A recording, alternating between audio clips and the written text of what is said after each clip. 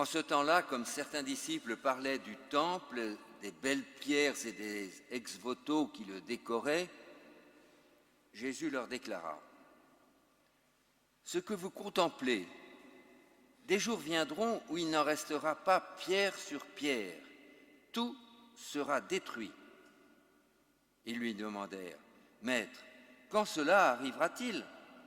Et quel sera le signe que cela est sur le point d'arriver ? » Jésus répondit : « Prenez garde de ne pas vous laisser égarer, car beaucoup viendront sous mon nom et diront : c'est moi, ou encore le moment est tout proche. Ne marchez pas derrière eux. Quand vous entendrez parler de guerres et de désordres, ne soyez pas terrifiés. Il faut que cela arrive d'abord, mais ce ne sera pas aussitôt la fin. » Alors Jésus ajouta : « On se dressera nation contre nation, royaume contre royaume. Il y aura de grands tremblements de terre et en différents lieux des famines et des épidémies. Des phénomènes effrayants surviendront et de grands signes venus du ciel. Mais avant tout cela, on portera la main sur vous et l'on vous persécutera. On vous livrera aux synagogues et aux prisons, et on vous fera comparaître devant des rois et des gouverneurs à cause de mon nom. Cela vous amènera à rendre témoignage. Mettez-vous donc dans l'esprit que vous n'avez pas à vous préoccuper de votre défense. C'est moi qui vous donnerai un langage et une sagesse à laquelle tous vos adversaires ne pourront ni résister ni s'opposer. Vous serez livrés même par vos parents, vos frères, votre famille et vos amis, et ils feront mettre à mort certains d'entre vous. Vous serez détestés de tous à cause de mon nom, mais pas un cheveu de votre tête ne sera perdu. C'est par votre persévérance que vous garderez votre vie. »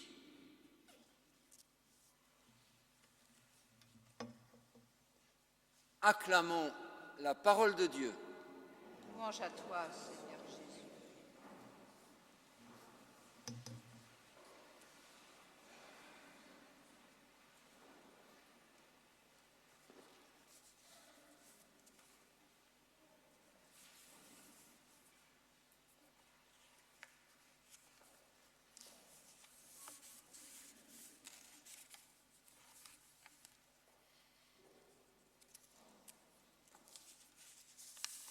Mes bien-aimés,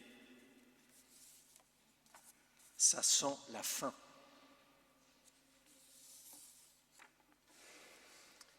Ça sent la fin de l'année liturgique.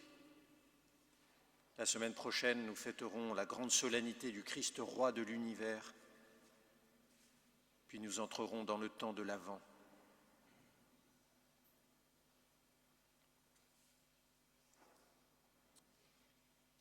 Aujourd'hui, nous nous souvenons qu'au début de l'histoire,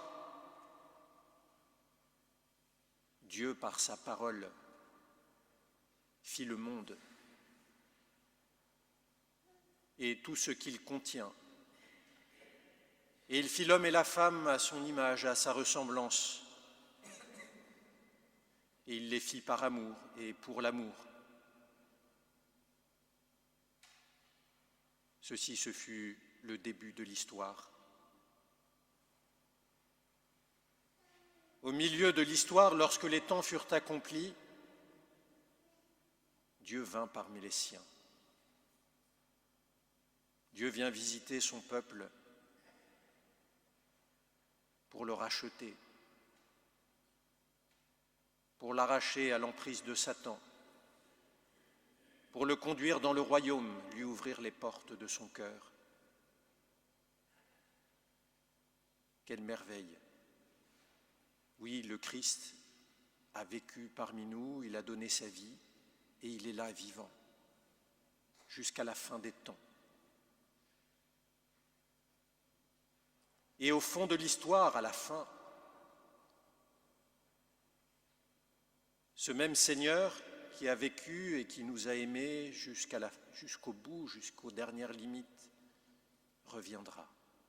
C'est ce que nous appelons la parousie, la fin de l'histoire. Le Seigneur reviendra pour tout récapituler. Il viendra juger les vivants et les morts.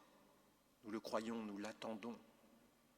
Nous crions vers lui, nous supplions. Ô le Christ est lumière de ce monde, et il le sera toujours. Et dans ces temps qui sont les nôtres, depuis que le Christ est venu parmi nous, jusqu'à cette fin de la parousie, nous avons cet évangile où le Christ annonce bien des calamités avant que son règne ne vienne définitivement. Les tremblements de terre, les famines, les épidémies, des phénomènes effrayants, de grands signes venus du ciel. Tout cela peint une fresque un peu apocalyptique. Et au milieu de ces signes un peu effrayants, le Seigneur nous laisse deux consignes, comme deux raisons de vivre.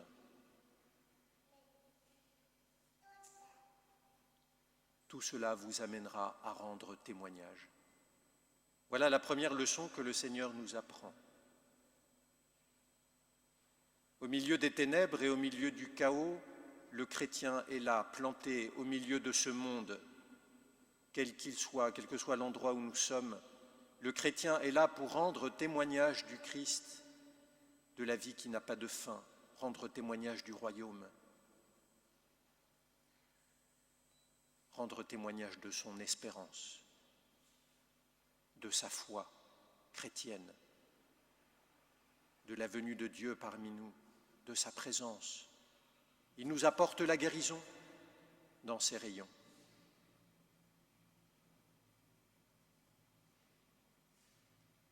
Et nous avons trois manières de témoigner, d'être témoins au milieu de ce monde. D'abord, nous pouvons témoigner par notre exemple. L'exemple de notre vie tout imprégnée de l'Évangile. Le témoignage de l'influence que le Christ exerce sur nous. Le fait que nous nous soyons mis à son école comme il l'a demandé. « Mettez-vous à mon école, sachez que je suis doux et humble de cœur. » Oh, le beau témoignage de l'humilité et de la douceur au milieu de la violence et de l'arrogance. Le chrétien est là comme un signe, alter Christus. C'est le témoignage de la bonne odeur de Jésus. Vous êtes la lumière du monde, vous êtes le sel de la terre. Oui, soyons cette bonne odeur par notre témoignage de vie, par notre conduite humble et douce. Oh, mes frères bien-aimés, le monde a besoin de cette bonne odeur, de cette présence de Jésus.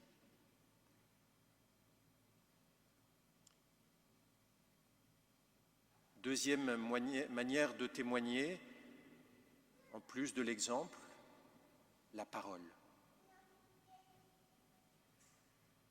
Oui, bien sûr, Benoît XVI le rappelait avec justice, ce monde-ci a plus besoin de témoins ou d'exemples que de prédicateurs, mais en même temps, si nous n'annonçons pas avec la parole, certains avec le talent qu'ils ont d'écriture ou de prédication, d'autres avec la simplicité de notre témoignage par la parole. Transmettons. Si personne ne transmet la foi chrétienne, si nous ne l'annonçons pas avec la parole, le Christ ne passera pas. Le Christ a voulu avoir besoin aussi de notre parole qui transmet courageusement. Et je dirais pas simplement à nos enfants, à nos petits-enfants, mais aussi à ceux que nous rencontrons. Leur parler de Jésus, cela nous arrive, il semblerait si peu souvent. Et pourtant, en plus de notre témoignage de vie, notre parole vient être comme une semence et l'Esprit Saint travaille. Il travaillera derrière notre exemple et derrière notre parole pour féconder le monde. Oui, les deux sont nécessaires, notre exemple de vie et notre parole évangélisatrice, soutenue par la force de l'Esprit. Et puis il y a le troisième témoignage, c'est celui du témoignage suprême, que nous appelons aussi le martyre. Oh, rassurez-vous, cela ne vous sera pas forcément demandé, et cela n'est pas forcément à désirer. Il s'agit d'une grâce particulière, une grâce qui nous permet de témoigner de la vie de Jésus jusqu'au bout.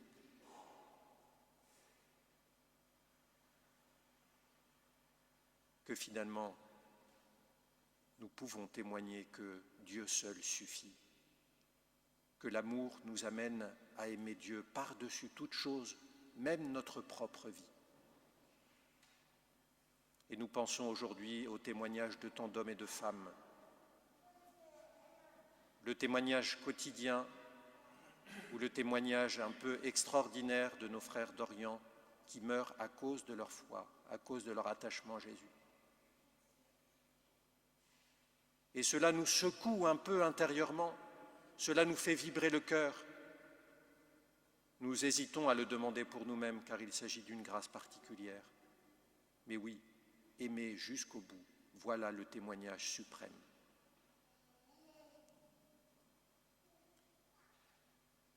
Enfin, mes bien-aimés, retenons cette parole de Jésus qui vient nous donner une deuxième raison de vivre au milieu du chaos et des ténèbres. C'est par votre persévérance que vous garderez votre âme. Votre âme, c'est la traduction la meilleure. C'est par votre persévérance. Vous savez, le mot persévérance vient du latin perseveris. Cette fidélité à travers les épreuves de la vie, fidélité au Christ, fidélité à notre foi chrétienne.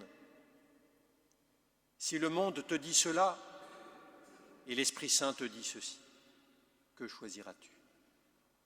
Rester fidèle au Christ et à l'Église, coûte que coûte. Persévérer dans notre foi chrétienne, même quand c'est difficile. Demandons au Seigneur en ce jour la grâce de la douceur et de l'humilité, la grâce de la parole courageuse pour annoncer le Christ et la grâce finale de la persévérance. Amen.